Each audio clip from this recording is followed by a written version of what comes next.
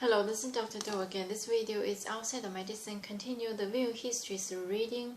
I'm going to continue to read. There, in the presence of the Lord your God, you and your families shall eat and shall rejoice in everything you have put your hand to, because the Lord your God has blessed you. You are not to do as we do here today, everyone as he sees fit, since you have not yet reached the resting place and the inheritance the Lord your God is giving you. But you will cross the Jordan and settle in the land the Lord your God is giving you as an inheritance, and he will give you rest from all your enemies around you, so that you will live in safety. Then to the place the Lord your God will choose as a dwelling of his name. There you are to bring everything I command you, your burnt offerings and sacrifices, your tithes and special gifts, and all the choice possessions you have vowed to the Lord, and there rejoice before the Lord your God, you, your sons and daughters, you manservants and maidservants, and the Levites from your towns, who have no allotment or inheritance of their own, but careful not to sacrifice your burnt offerings anywhere you please. Offer them only at the place the Lord will choose in one of your tribes, and there observe everything I command you. Nevertheless, you may slaughter your animals in any of your towns and eat as much of meat as you want, as if it were gazelle or deer, according to the blessing the Lord your God gives you. Both the ceremonially unclean and clean may eat it. But you must not eat the blood, pour it out on the ground like water. You must not eat in your own towns the tithe of your grain and new wine and oil, all the firstborn of your herds and flocks, or whatever you have vowed to give, or your free will offering or special gifts. Instead, you are to eat them in the presence of the Lord your God at the place the Lord your God will choose. You, your sons and daughters, your men servants and maidservants, and the Levites from your towns.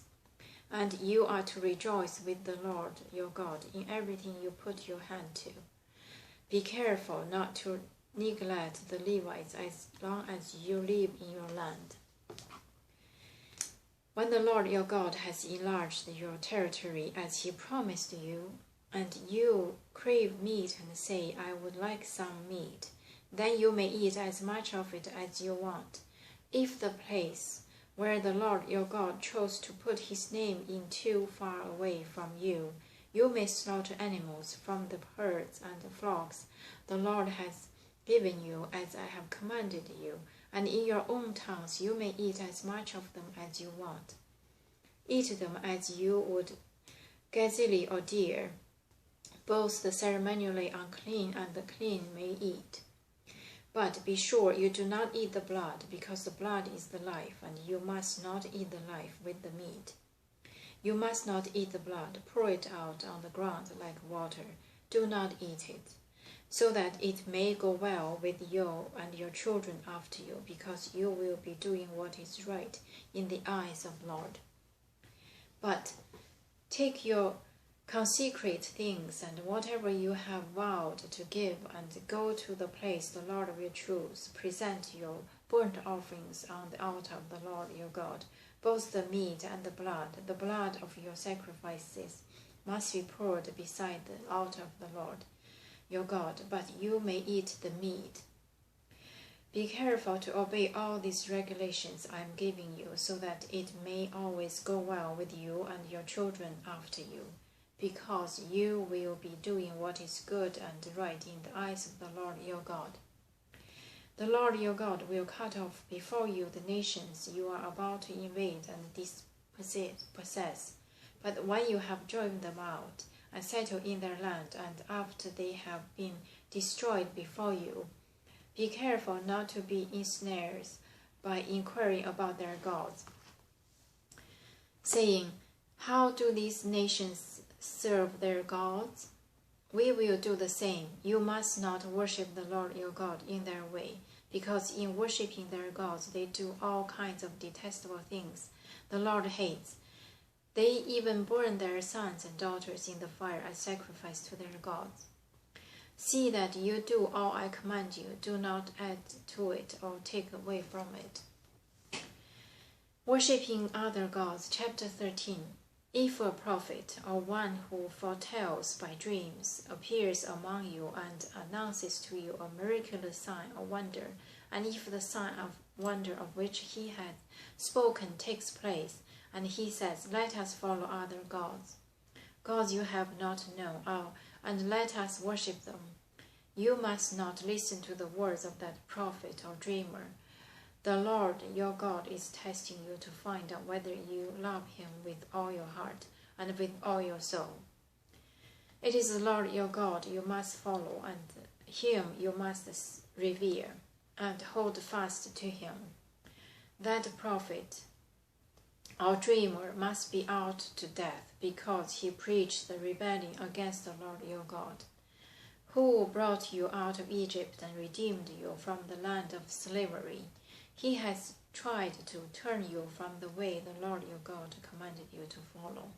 You must pursue the evil you must purge the evil from among you. If your very own brothers, or your son or daughter or wife you love, or your closest friend secretly test you, saying, "Let us go and worship other gods," gods that neither you nor your fathers have known, gods of the peoples around you, whether near or far, from one end of the land to the other. Do not yield to him or listen to him. Show him no pity. Do not spare him or shield him. You must certainly put him to death. Your hand must be the first in putting him to death, and then the hands of all the people. Stone him to death, because he tried to turn you away from the Lord your God, who brought you out of Egypt, out of the land of slavery. Then all Israel will hear and he be afraid, and no one among you will do such an evil thing again. If you hear it said about one of the towns the Lord your God is giving you to live in, that wicked men have arisen among you and have led the people of their town astray, saying, "Let's go and worship other gods, gods you have not known," then you must inquire, probe, and investigate it thoroughly. And if it is true, and if it has been proved that this detestable thing has been done among you, you must certainly put to the sword on who live in that town, destroy it completely, both its people and its livestock. Gather all the plunder of the town into the middle of the public square and completely burn the town, and all its plunder as a whole burnt offering to the Lord your God. It is to remain, to ruin forever, never to be rebuilt. I'm going to stop here today and continue next time. Thank you for watching.